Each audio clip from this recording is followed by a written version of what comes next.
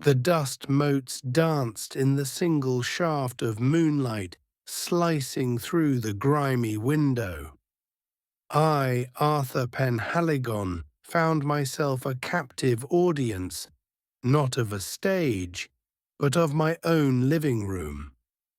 The star, a beautiful stranger named Cheryl. It started subtly, a misplaced umbrella, a forgotten scarf. Then Cheryl herself, appearing one rainy Tuesday, claiming to be a friend of a friend I couldn't quite recall. I'm a pushover, I admit, and she was captivating, ethereal.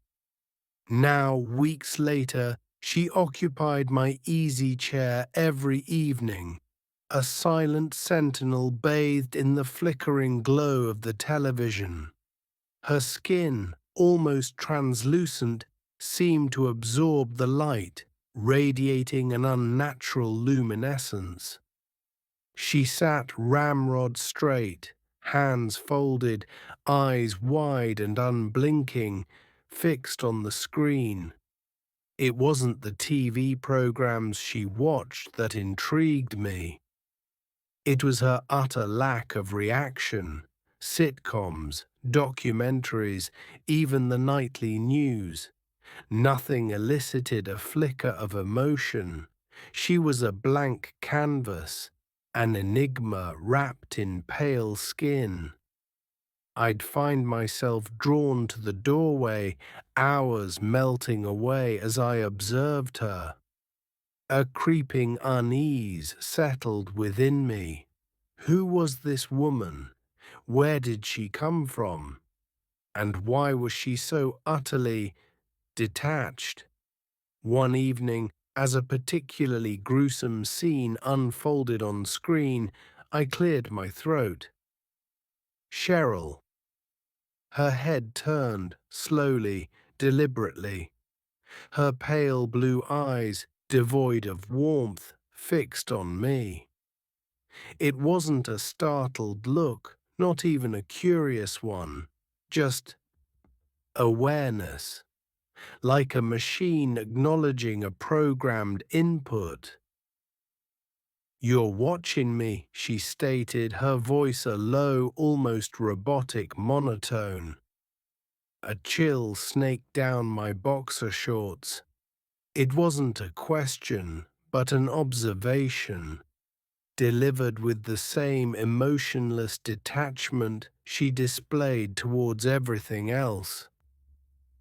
I I just wanted to know if you were comfortable, I stammered, the lie tasting like ash in my mouth. Her gaze remained unwavering. Comfort is irrelevant.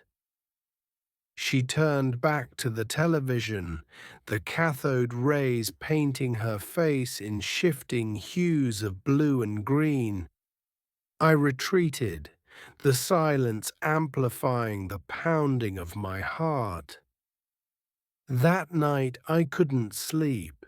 I tossed and turned. The image of her unblinking eyes seared into my mind. I had to know who she was, what she was. The next morning, while she was still asleep, or at least still and unmoving in the easy chair, I searched her belongings. A small, worn, leather-bound book was the only thing she possessed.